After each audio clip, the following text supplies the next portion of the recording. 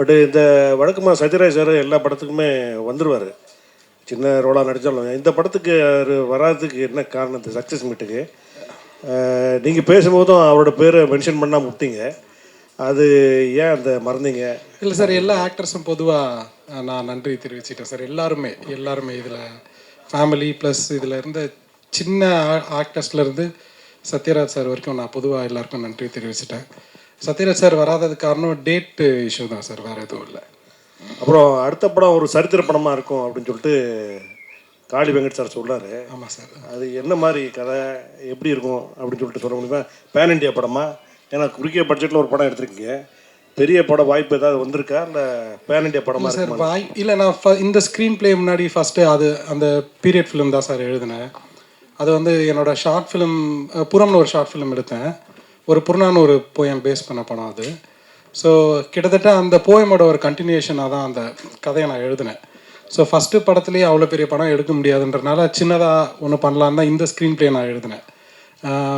அது பேன் இண்டியான்னு எனக்கு தெரியல சார். அது ஆனால் ஒரு ப்ராப்பரான தமிழ் ஹிஸ்ட்ரி கதை, அதாவது சங்கம் லிட்ரேச்சரில் நம்ம படித்த குறிப்புகள்லாம் இருக்குல்ல, ஊர் இந்த மாதிரி இருந்தது, இந்த மாதிரி உணவு முறை இருந்தது, இந்த மாதிரி துணி போட்டாங்க, இலையில துணி கட்டிக்கிட்டாங்க.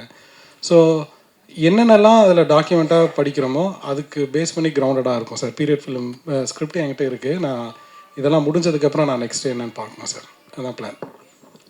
சார் வணக்கம், வாழ்த்துக்கள். வணக்கம் சார். வணக்கம் சார். நிறைய பேர் படம் எடுத்து வச்சுட்டு படம் வெளிவரதுக்கு ரொம்ப இடையூறாக இருக்குது, தேட்டர் கிடைக்க மாட்டேங்குது, அவங்க தடுக்கிறாங்க இவங்க தடுக்கிறாங்க அப்படின்ற புலம்பல் ஒவ்வொரு ப்ரெஸ் மீட்லேயும் இருக்குது. நீங்களும் சின்ன படம் தான் எடுத்து வச்சுருக்கீங்க, உங்களுக்கு அந்த மாதிரி இடையூறுகள் ஏதாவது இருந்துச்சு சார்? ஆக்சுவலி உண்மையை சொல்லணும்னா இந்த படத்துக்கு இல்லை சார். ஏன்னா எப்படி ஆச்சுன்னா, ஃபஸ்ட்டு நான் ஏதாச்சும் ஒரு படம், ஒரு தரமான படம் எடுக்கணுன்ற ஒரு ஓட்டம் இருந்தது, அதுக்காக நாங்கள் கண்டிப்பாக ஓடணும். ஸோ படம் நான் என்ன நோட்டீஸ் பண்ணேன்னா சார், ஒரு படம் அதுக்கு தேவையான ஆளுங்களை ஆட்டோமேட்டிக்காக இழுத்துக்கிட்டே இருந்தது. இப்போ சத்யராஜ் சார் எனக்கு எட்டாத தூரமாக தான் அவரை நான் பார்க்குறேன். ஏன்னா எனக்கு அவரை நேராக தெரியாது, பேசினதில்லை. அவர்கிட்ட ஃபோன் நம்பர் கிடச்சிது, ரேண்டமாக ஃபோன் பண்ணி பேசினோம். 1 hour டைம் கொடுத்தாரு, அவர் ரொம்ப பொறுமையாக தான் டீல் பண்ணார் எங்களை. ஸோ நான் போய் என்னை பற்றி நான் ரொம்ப பேசலாங்க. நான் இவங்க நாங்கள் ஏற்கனவே எடிட் பண்ணிட்டோம் இவங்க நடித்த போர்ஷனை. ஸோ அதை போட்டு காமிச்சா அவருக்கு பிடிச்சிட்டு அவர் ஓகே சொல்லிட்டாரு. வடிவேல் சாருமே அதே மாதிரி தான், அவரும் யோசிச்சார் எப்படி நான் நடிக்காத படத்துக்கு நான் எப்படி பாட்டு பாடுறதுன்னு யோசிச்சார். பட்டு நாங்கள் சொன்னோம் சார், ஒரே ஒரு பாட்டு கேளுங்க, பிடிச்சதுன்னா நீங்கள் பாடுங்க சார், இல்லைன்னா விட்டுருங்க, தொல்லை பண்ண மாட்டோம்னு சொன்னோம். கேட்டார், அவருக்கு பிடிச்சிருச்சு. ஸோ அந்த கலை அந்த ஆளுங்களை இழுத்துக்குதுன்னு நான் நினைக்கிறேன். ட்ரீம் வாரியர் பிக்சர்ஸ் அதுதான் ஆச்சு. என்னென்னா குஹன் சார் படம் பார்த்தாரு, பார்த்த உடனே அவருக்கு பிடிச்சிருச்சு. ஸோ ஆனால் இதில் ஒரு கொஞ்சம் இப்போது நான் ஏன் லக்கின்னு நான் நினைக்கிறேன்னா, ட்ரீம் வாரியர் பிக்சர்ஸ் நினச்சிருந்தா இதை விட இன்னும் கொஞ்சம் ஈஸியர் குதிரை மேலே பந்தயம் கட்டியிருக்கலாம். இது கொஞ்சம் ரிஸ்கியான குதிரை தான் இந்த படம். ஆனால் அவங்க நல்ல படத்தை சப்போர்ட் பண்ணணும்னு நினைக்கிறாங்கல்ல சார், அந்த மாதிரி எண்ணங்கள் இருக்கிற ஆட்களும் தேவைப்படுதுன்னு நான் நினைக்கிறேன். அது மிக்ஸ் ஆஃப் போத். அந்த படமும் நல்லா இருந்தது, but at the same time அதுக்கு சப்போர்ட் பண்ண நினச்ச ஆளுங்களும் எனக்கு தானாக அமைஞ்சாங்க. அதுக்கு அபிஷேக் ராஜாவுக்கு தான் நான் நன்றி தெரிவிக்கணும். அவர் தான் இதை எடுத்துகிட்டு போய் காமிச்சார் அவங்கக்கிட்ட. ஸோ எனக்கு அந்த மாதிரி அனுபவம் இல்லை. இதுக்கு என்ன டிசர்விங்கோ அது கிடச்சதுன்னு தான் நான் நினைக்கிறேன் சார். எனக்கு அநியாயமாக எங்கேயுமே எனக்கு ஃபீல் ஆனதில்லை. தேட்டர் ஓனர்ஸுமே ஃபஸ்ட் வீக் பெரிய படத்தோடு வந்தாலுமே நாங்கள் கோயம்புத்தூர் திருப்பூர்லாம் போனோம். அங்கே தேட்டர் ஓனர்ஸ் அவ்வளோ வெல்கமிங்காக இருந்தாங்க. ஐ மீன் குஹன் சார் ப்ராப்ளம் இன்னும் டீட்டெயிலாக இதை பற்றி பேசலாம். அவங்க இதுக்கு ஸ்க்ரீன் தரத்துக்கு ரொம்பவே வில்லிங்காக தான் சார் இருந்தாங்க. அது உண்மை தான். அதாவது இன்னைக்கு உள்ள ஜென்ரேஷன் பார்த்தீங்கன்னா கண்ணீர் சிந்த வைக்கிற அளவுக்கு யாரும் படம் எடுக்கிறதுக்கு முன் வரது கிடையாது. வெட்டு குத்து கத்தி கடப்பார் அந்த மாதிரி போயிட்டாங்க. பட் நீங்கள் ஒரு ஃபேமிலி ஆடியன்ஸ் படம் பார்த்துட்டு கண்ணீர் சிந்தி அந்த கவலையை வெளிப்படுத்திட்டு வர அளவுக்கு படம் எடுத்திருக்கீங்க. அடுத்து எடுக்கக்கூடிய படங்கள் இதே மாதிரி இருக்குமா, இல்லை வேற மாதிரி இருக்குமா? அந்த வேற மாதிரி இருக்க சான்ஸ் இருக்குது சார். ஐ திங்க் அந்தந்த கதைக்களம் அந்தந்த காலகட்டத்துக்கு ஏற்ற மாதிரி தான், அந்த களத்துக்கு ஏற்ற உண்மையான கதை எடுக்கணும்னு ஆசை சார். எனக்கு வேறு எதுவும் இல்லை. இதே மாதிரி என்னால் இப்போ இன்னொன்று பண்ண முடியுமான்னு கேட்டிங்கன்னா இல்லை. இப்போ நான் சினியை இப்போ இந்த ஹோல் சிஸ்டமை பார்க்காம நான் இதை எழுதிட்டேன். அடுத்த வாட்டி இதே மாதிரி எழுதுகிற தைரியம் எனக்கு வருமானு கூட எனக்கு தெரியல. ஸோ ஆனால் எது பண்ணாலும் அந்த களத்துக்கு உண்மையாக எடுக்கணும்னு நான் நினைக்கிறேன் சார், வேறு எதுவும் இல்லை. அண்ணா வணக்கம்.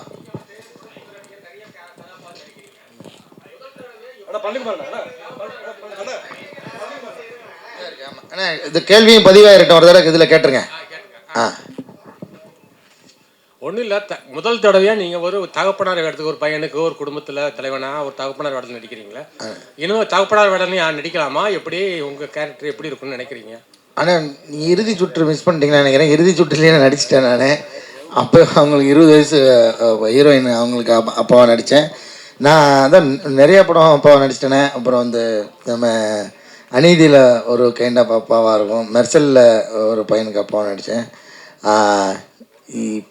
இப்போ இதில் ஒரு ஒரு விதமான அப்பாவாக இருக்குது. ஸோ எனக்கு ஆல்ரெடியே நான் நிறையா தான் அப்பா நடிச்சிட்டேன்னு நினைக்கிறேன். இதுக்கப்புறம் வந்துச்சுன்னா அந்த அந்த கேரக்டர் என்ன செய்யுது, அதுக்கான வெயிட் எப்படி இருக்குன்னு பார்த்துட்டு நடிக்கலாம். நான் ஒன்றும் தப்பு இல்லை.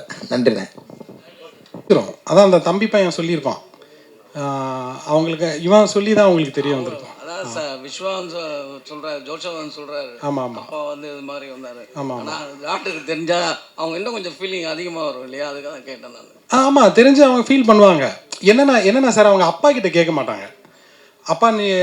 அப்பா மனசு கஷ்டப்படுவாருன்றது மறைக்கிறதா? இப்போது நமக்கே ஏதாச்சும் ஒரு பிரச்சனைனா நம்ம வீட்டில் எடுத்தோடனே போய் அப்படியே கொட்டிட மாட்டோம். நம்ம வந்து ப்ரொடெக்ட் பண்ண தான் ட்ரை பண்ணுவோம். ஸோ அந்த மாதிரி அவங்க ப்ரொடெக்ட் பண்ண ட்ரை பண்ணுறது தான் அது. அப்படி தான் அந்த கேரக்டர். இப்போ நானாக இருந்தால் அப்படி தான் நான் சொல்லியிருப்பேன். இப்போ எனக்கே சும்மா நான் ஏதோ ஒரு வயிற்று வலியோ இல்லை ஹாஸ்பிட்டல் போகிற மாதிரி இருந்தால் எடுத்தோடனே நான் அம்மா கிட்ட சொல்ல மாட்டேன், பயந்துருவாங்க அவங்க. ஸோ ஒருத்தருக்கு ஒருத்தர் ப்ரொடெக்ட் பண்ணுறது தான் அது, வேறு எதுவும் இல்லை sir. Okay sir, thank you sir. Direct sir, இங்கே தக் லைஃபோட மோதுனீங்க. ஆமாம், தக் லைஃபே இன்னும் சக்ஸஸ் மீட்டு இது பண்ணலை. ஸோ நீங்கள் வந்துட்டீங்க உடனே சக்ஸஸ் மீட்டு. இப்போ வர படங்கள் எல்லாமே சக்ஸஸ் மீட் தான், தேங்க்ஸ் கிவ் மீட்டாக மாறிடுச்சு. ஸோ இது வந்து உண்மையாலுமே உங்களுக்கு வெற்றி தானா?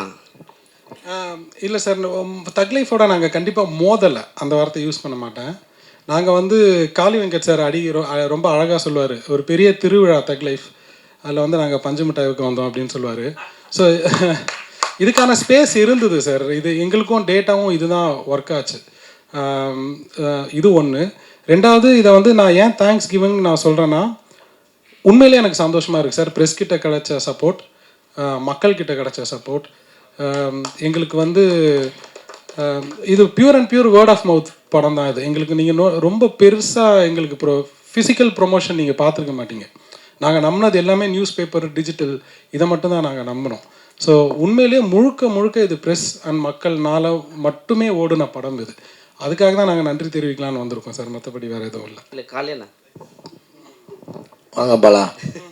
இல்லை சார், நீங்கள் வந்து பார்த்தீங்கன்னா ஹீரோவும் நடிக்கிறீங்க, ஹீரோயினாக நடிக்கிறவங்களுக்கு அப்பாவும் நடிக்கிறீங்க. ஸோ உங்கள்கிட்ட கதை சொல்லும் போதே நீங்கள் ஓகே சொல்லிடுவீங்களா, இல்லை கொஞ்சம் ஏதாவது டவுட் இருக்குமா? எதுக்கு டவுட் இல்லை, கதை சொன்னோன்னே எப்படி ஓகே சொல்ல முடியும்? நமக்கு செட் ஆகணும்ல ரோல். ஏன்னா ஹீரோவாக போயிட்டு இருக்கவங்க ஒரு கேட்டகரிக்கு மேலே போனாங்கன்னா அதுக்கு மேலே நான் இது வேணாம் அப்படின்ற மாதிரி ஸ்டாப் பண்ணுவாங்க. இல்லை அப்படி நீங்கள் எல்லா கேரக்டரும் பண்ணுறீங்க, ஹீரோ வந்தாலும் பண்ணுறீங்க, ஹீரோயினுக்கு அப்பாவாக இருந்தாலும் பண்ணுறீங்க, மாமனாராகவும் போகிறீங்க, சைடில் வக்கீலாகவும் ஆகுறீங்க. எந்த கேரக்டர் தான் நீங்கள் விட்டு வைக்கல? இல்லை, இது வந்து நான் ஹீரோவாக தான் இதுக்கப்புறம் நடிக்க போகிறேன் அப்படின்ற மாதிரிலாம் எந்த ஐடியாவும் எனக்கு இல்லை. ஏன்னா என்னை பொறுத்தளவுக்கு ஒரு கேரக்டரை அது ஜெனுவனாக நடிக்க ட்ரை பண்ணணும், அவ்வளோதான். அது வந்து அது அவங்க எவ்வளோ பயன்படுத்திக்கிறாங்கன்றதை பொறுத்து தான் இருக்குது. இந்த படத்தில் முழுமையாக இருந்துச்சு அந்த கேரக்டரு. எல்லா படத்துக்கும் எப்படி நம்ம அந்த ரோலை வந்து ஓரளவுக்கு நெருக்கமாக, உண்மைக்கு நெருக்கமாக அடிக்கணும்னு நினைக்கிறோமோ அதுதான் இதுலேயும் பண்ணியிருக்கோம். இப்போ நீங்கள் சொல்கிற ஹீரோ அந்த மெட்டீரியல் நான் கிடையாதுன்னு எனக்கே தெரியும். வந்து நம்ம அது கிடையாது. ஆனால் அந்த இப்போ நம்ம ரோலுக்கு இப்போ என்னோடய கேஸ்டிங்காக என்னோட ஒரு கேரக்டருக்கு என்னோடய ரோல் வந்து செட்டாகவும் என்னோடய கதாபாத்திரம் செட்டாகவும் நினச்சாங்கன்னா அது ஒரு வேளை அந்த படத்தில் லீடாக இருந்துச்சுன்னா அப்படி தான் நடிக்க முடியும். இப்போ நமக்கு நம்ம லீடை நம்ம படம் செட் பண்ணி நடிக்கிற அந்த பிளான்லாம் இல்லை. இன்னமும் ஒரு சீனு 2 சீனும் நடிக்கிறதுக்கு நான் தயாராக இருக்கேன், நடிச்சு விட்டும் இருக்கேன். ஏன்னா எனக்கு என்ன பொறுத்தளவுக்கு நாசர் சார் சொன்ன ஒரு பாயிண்ட் எனக்கு ரொம்ப ஆழமாக எப்பவுமே இருக்குது. அதாவது நீ நடிக்கிற ரோல் வந்து சின்னது பெருசுன்றது அது யாரும் முடிவு பண்ணுறதில்ல, அந்த டைரக்டர் முடிவு பண்ணியிருக்காரு. கொஞ்சமாக இருக்கிற சீனாக இருந்தால் நீ வந்து சின்ன ரோல்னால் கொஞ்சமாக நடிச்சுட்டு அப்படி வந்துடுவியா, இல்லை அதுக்கு ஜெனுவனாக தான் நான் நடிச்சுட்டு வருவேன். அந்த மாதிரி தான் வந்து அவங்க அந்த படத்தில் உன்னோட லைஃப்பை கொஞ்சமாக காட்டுறாங்கன்னு அர்த்தம், அவ்வளோதான். அது எவ்வளோ வெளியில் வருதோ அது அந்த ரோல் டிமாண்ட் பண்ணுறதை பொறுத்து தான் இருக்குது. அதனால் எனக்கு அந்த பேரிகேட்லாம் எதுவும் இல்லை. யாடி வேறு ஒரு ஸ்டார் கிடையாது. ஆனால் அண்ணா இது மாதிரி முனிஷ்கான் கூட எப்பவுமே நீங்க தொடர்ச்சியா வந்து நடிச்சுட்டு இருந்தீங்க. ஆமா ஆமா. இப்ப ஹீரோ மாறினதுக்காக நீங்க நடிக்கிறது இல்லையா, இல்ல ஏதாவது சான்ஸ் கேட்டா நீங்க வேணான்னு? எங்க ஹீரோவாலும் மாறவே இல்லை தலைவரை, மறுபடி அதையே பிடிச்சி இழுக்கிறீங்களா கொக்கி போட்டு? ஏன்னா செந்தில் கவுண்டமன் காம்பவுண்ட். ஆமாங்க, அது என்னன்னா அது எழுதுறவங்க எழுதணும்ல, அப்படி எழுதி. ஆனால் இருக்குது, படம் நடித்த படமும் இருக்குது. இப்போ திரும்பவும் நடிக்கிறதாவும் இருக்கும். அவர் எனக்கு முன்னாடி ஹீரோ ஆகிட்டார், படம் நின்றுக்கிட்டு இருக்கு, ரிலீஸ்க்கு வெயிட் பண்ணிகிட்டு இருக்கு. ஆக்சிஸ் ஃபிலிம் ஃபேக்டரியில் மிடில் கிளாஸ்னு ஒரு படம் எடுத்து ரெடியாக இருக்குது ரிலீஸ்க்கு. அவர் எனக்கு முன்னாடி அப்படி பார்த்து ஆகிட்டார் சொல்ல போனால். என்ன அதெல்லாம் கிடையாது. நாங்கள் 2 பேரும் சேர்ந்து நடிக்கிறது என்னென்னா, அந்த காம்போ வந்து ஆக்சுவலாக எங்களால் வந்து ரொம்ப நெருக்கமாக இயல்பாக நடிச்சிட முடியும். காரணம் நாங்கள் வந்து சினிமாவில் எங்கள் முகம் தெரியறதுக்கு முன்னாடி தான் நாங்கள் நண்பர்கள். நாங்கள் வந்து இங்கே இதே அருணாச்சலம் ரோட்டில் அந்த டீ கடையில் எல்லாம் ஒன்றா காலையிலேருந்து சாயந்தரம் வரைக்கும் வந்து கடலை போட்டு உட்காந்துட்டு இருந்த டைம் தான் அது. அங்கே அப்போ இருந்தே வந்து அவர் பழக்கன்றதுனால எங்களுக்கு ஸ்க்ரீனில் ஒரு நடிகர், அவர் ஒரு நடிகர், நம்ம ஒரு நடிகர்ன்றதே இருக்காது. அந்த எங்கள் 2 பேருக்குமே அந்த எண்ணம் இருக்காது. அதனால் ரொம்ப இயல்பாக வந்துடும். அது ரொம்ப இல்லை இடைவெளிலாம் ஒன்றும் இல்லை தலைவரே. அவர் நடித்த படங்கள், நான் நடித்த படங்கள் ஒன்றா வரல, அவ்வளோதான். வரும், நிச்சயமாக வரும். அண்ணே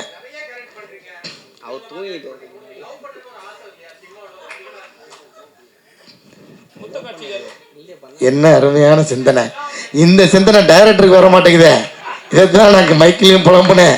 கணவன் மனைவி பாருங்கள், அப்பாவாக நடித்தேனே சொல்லிட்டு இருக்கீங்க. நான் வந்து ரோஷினிக்கு அப்பாவாக நடித்தேன், ஷெல்லிக்கு நான் வந்து கணவனாக தான் நடித்தேன். அதை சொல்லவே மாட்டேங்கிறீங்க யாரும். அப்பா கேரக்டர் நடிச்சிங்களா, அப்பா கேரக்டர் அப்படி பார்த்தா கணவனாக தான் நடித்தேன், ஹஸ்பண்ட் கேரக்டர் தான் நடித்தேன். அதை சொல்ல மாட்டேறீங்க. காரணம் என்னன்னா, இவர் அந்த மாதிரி சீன் வைக்கலைங்க. நான் என்ன பண்ணுறது, ஒரு அந்நியோன்யமாக கணவன் மனைவி இருக்கிற மாதிரி சீன் வச்சா தான் நடிக்க முடியும். நானும் எப்படி நடிக்க முடியும் சார்? ப்ரொடியூசர் டூயிண்ட் ஆர்டர் இல்லை. ஆனால் நீங்கள் சொன்ன மாதிரி நெருக்கமான காட்சிகள், ரொமான்ஸான காட்சிகள் நடிக்கணும்னு எனக்கு நிச்சயமாக ஆசை இருக்குது. ஏன் சொல்கிறேன்னா, இப்போ ரொமான்ஸ் பண்ணிக்கிறதுக்காக கிடையாது, அது நம்ம வேணும்னா நம்ம வந்து அது விஷயம் கிடையாது. நான் என்ன சொல்கிறேன், ஸ்க்ரீனில் அந்த உணர்வை ப்ரெசென்ட் பண்ணுறது இருக்குல்ல, அது உண்மையிலுமே பயங்கர டஃப்பான ஜாப். இன்றைக்கி வரைக்கும் இருக்கிற பெரிய பெரிய ஸ்டார்லாம் பார்த்து நான் வந்து ஆடி போயிருக்கிற ஒரே விஷயம் அந்த ஒரு விஷயம் மட்டும்தான். எனக்கு இந்த ஃபைட்டு, இந்த பஞ்சு வசனம் அதெல்லாத்தையும் தாண்டி ஒரு விஷயம் மட்டும் நீங்கள் நல்லா ப்ராக்டிக்கலாக யோசிச்சு பாருங்கள். ஒரு ரொமான்ஸ்ன்றது 2 பேர் மட்டும் தனியாக பண்ணுறது, ஒரு 250 பேர் வச்சுக்கிட்டு நடுவில் ரொமான்ஸ் பண்ணுறது சாதாரண விஷயமே கிடையாது. நீங்கள் சொல்கிற மாதிரி அது ஆக்சுவலாக பெரிய தண்டனை. எல்லோரும் முன்னாடி உட்காந்துக்கிட்டு ரொமான்ஸ் பண்ணுற மாதிரி ஒரு தண்டனை எதுவுமே கிடையாது.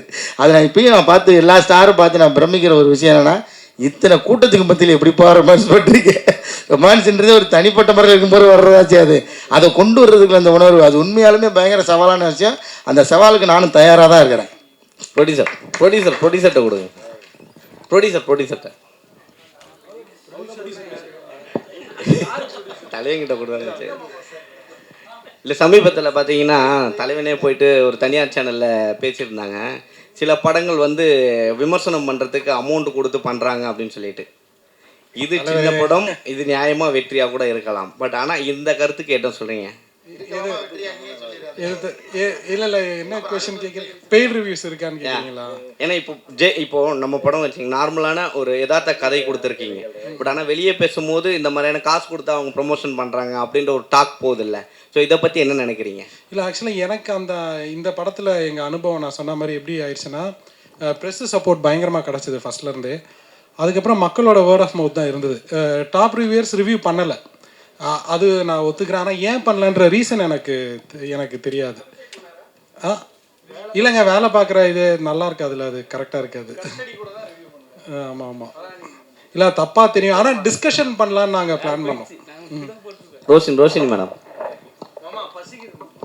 லாஸ்ட் கேள்வி ஹீரோயின் கேட்கலாம்ல? சொல்லுங்க. இல்லை, கண்ணம்மாவில் பயங்கரமாக ஒரு ட்ரோல் ஆகினீங்க, நடந்து போயிட்டே இருந்தீங்க, சார்பட்டா அதில் நிறுத்துனாங்க, இப்போ திரும்பவும் ஸ்டார்ட் பண்ணியிருக்காங்க. புரியல எனக்கு. என்ன நீங்க கண்ணம்மால பேக் எடுத்துட்டு வெளியே போனீங்க தெரியுமா? அது ரோடோட காமிச்சு அது பயங்கரமா ஒரு ட்ரோல் ஆச்சுல்ல. சோ அதுக்கப்புறம் இது ட்ரோல் ஆயிட்டு இருக்கு, அதை பாத்தீங்களா? ட்ரோல் ஆயிட்டு இருக்கா? ஆமா, நீங்க போற மாதிரி.